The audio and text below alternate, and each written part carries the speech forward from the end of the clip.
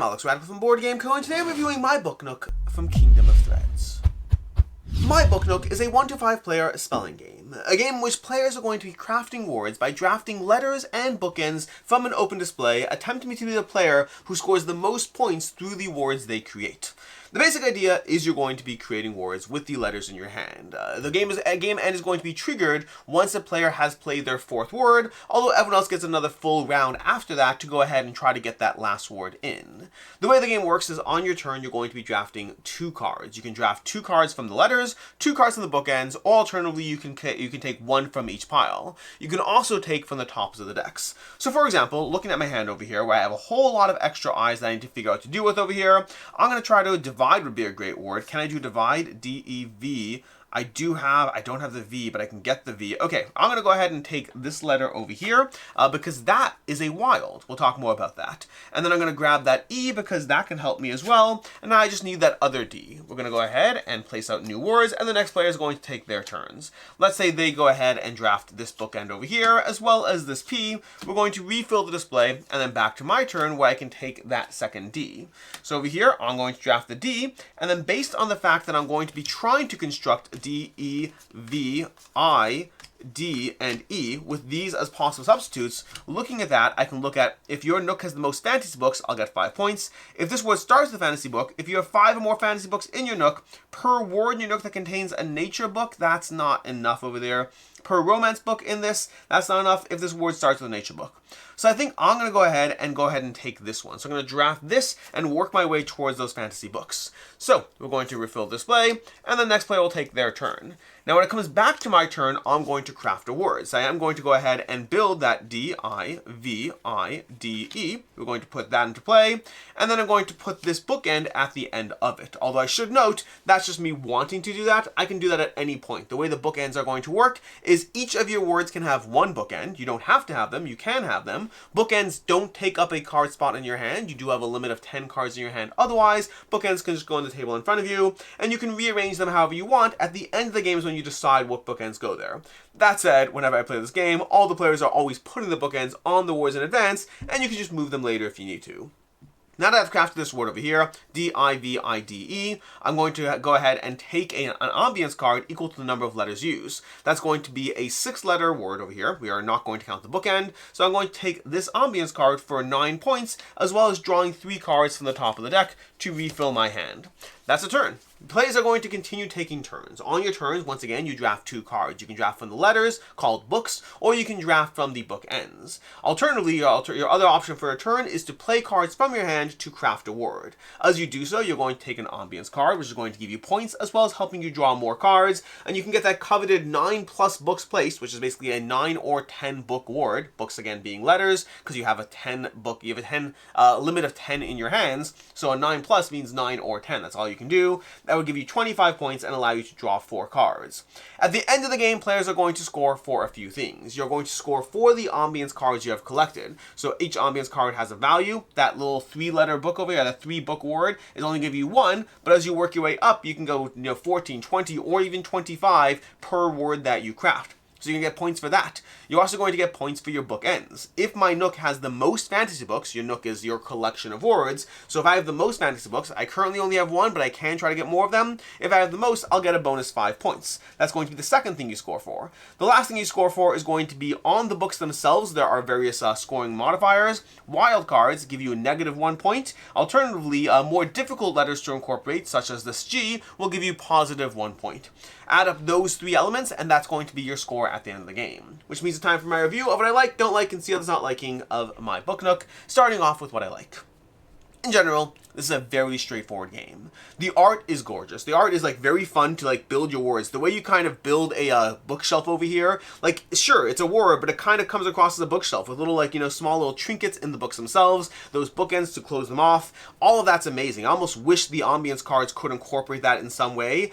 They set the bar too high for themselves that I'm like, what are these cards off to the side? I wish they could incorporate into the words themselves. But the art's solid, the way your words are crafted as you go, the simplicity of the game is fairly addicting. It's a very simple, easy to play spelling game. You're trying to craft your words. And one of the things I like about it though is very often spelling games are focused on getting that highest, best value word. Try to get a 9 or 10 letter word, that's where all the points are. And don't get me wrong, it can be very satisfying to get a high letter word in this game, get as many books as possible into that word, but also because of the way the system is structured, where the game ends after 4 words are crafted, if you're struggling with trying to make those incredible word crafts, those constructions, whatever you want to call them, you could just focus on smaller bundles of words, and it's an incredibly viable strategy. Don't get me wrong, I don't think you want to go down to like 3-letter words. Those are kind of like a Hail Mary, get out of jail free card. They can be helpful to get one more bookend in at the end of the game, but usually going for like a bunch of 5s or 6s can be a quick way to cycle more letters into your hand, because of the fact that when you build a word, you get a bunch of letters, and if you build a 5-letter word, you're going to draw 3 more cards. If you build a 9-letter word, you're only drawing 4 more cards. So even though you get a bunch more points, that engine aspect, the engine you're crafting as far as getting more cards into your hand quicker, it can pay off. So if you are someone who's struggling with crafting large words, it is a very viable strategy to focus on rapid fire punching a bunch of small words into play. Don't get me wrong, the players at your table who are all trying to construct 4 9-letter words, they are going to be frustrated that you are not allowing them to do so the way you're playing the game, but it does mean this game is friendly to players who have different levels of how they're able to achieve those higher words.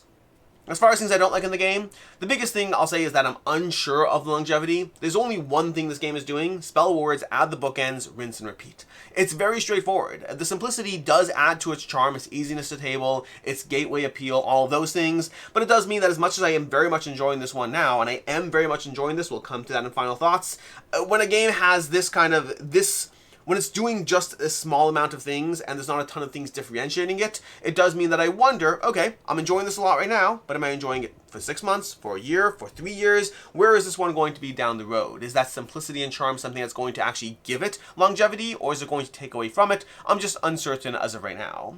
I'll also say that in terms of an actual complaint around the gameplay, I will say that no clearing of the card rows can be slightly frustrating. I mean, there's no rules right now as far as clearing stagnant rows. You get a bunch of bookends that no one's going for. They're just going to be stuck there until someone forces themselves to draw, and granted you can draw from the top of the deck, but that's blind drawing, which is not bad for letters, it's not great for the bookends. Similarly to letters, get a bunch of N's stuck in the row, or a whole specific genre no one wants, you will find players drawing from the top more when that happens, and you are left with a stagnant row. It does mean that personally, we have house ruled in our house that if there are 4 of the same letters in the center row, then a player can clear it as an optional choice on their turn, but that's something that we've put into play for ourselves. You can add whatever house rules you want, but right now in the current rule set, there's nothing as far as how to deal with stagnant rows. The game is pretty short, so it's not a huge deal, but it means if you get stuck with a bunch of things, especially at lower player counts, if you're playing a 2-player game, because at higher player counts, it's more likely players can find a reason to grab those cards. At lower player counts, it might just not fit into the 2 of your strategy, and now you're left with a bunch of stuck cards. That's the only real gameplay complaint I have. As far as what I can see others not liking, this is still a spelling game. If you struggle with spelling, this might not be a game for you. It is still about looking at your hands, trying to craft a good word, while trying to be mindful of the fact that because of your bookends, I want the most fantasy books. I want to have at least 5. I want to have words that start with whatever. There's a little bit more gameplay-esque to it, but at the end of the day, it's still a spelling game where you're trying to construct things in your hand, and if you're not good at that, again, the game is good at working with players who can spell in the medium to long range, but if you struggle with even that, it's still a spelling game. As far as final thoughts on my Book Nook, I enjoyed this game more than I was expecting to. And I say that because I always have fun playing word games. Word games are always fun. The biggest challenge I've had with them is that it's very hard to differentiate why is one word game better than another. You're just crafting words together. Why does one stand out where one doesn't? And then the other aspect is potential AP around the game. Analysis paralysis as players look at their hand and try to craft the perfect word. Because someone who's trying to get a 9-letter word, sure, it's fun for them when they try to make it work, but you're sitting there staring at your phone or your watch or whatever, wondering how fast they're going to give up and move on to the next best thing. That is a problem that regularly can be there in spelling games. So I was walking into this one, both interested, but also uncertain where it would go. I don't know what it is about it, but so far I haven't run into any issues with it. It's something about the way, maybe it is that middle range to long range aspect of words, where a 5-letter word is just as viable as a strategy as working your way towards those 8s, 9s, and 10s. And so because of that, this game has moved along at a quick pace every time I've played it. It is fun. It is simple. The art, again, building that little bookshelf of a word each time you do it, it's very fun to watch those sets of words develop on the table in front of you. It is fun to go for a bunch of short words and draw more cards. It's fun to get those 9s. Getting that 9, that special vertical card to reward you for doing it, that can be incredibly satisfying as well. So overall, something about the simplicity and elegance of this one just works for me. I'm going to give it a 4 out of 5. Again, the one aspect is I do wonder longevity whenever you have that. For right now, I've been playing this one a lot and having a lot of fun with it. As far as other game recommendations, definitely check out Paperback for one of the classic word games in the genre from Fowers Games. There's Paperback and Hardback from Fowers Games. If you like constructing words but you want to do so with a deck building engine, both those games will give you good ways to do so. And then also check out Illiterati if you're looking for something that hands you word games but with a cooperative real-time element that takes away from that appeal of trying to spend forever coming up with the perfect word. In any case, until next time, I'm Alex Radical from Board Game Co. Hope you found this review helpful, and as always, I hope you have a good one.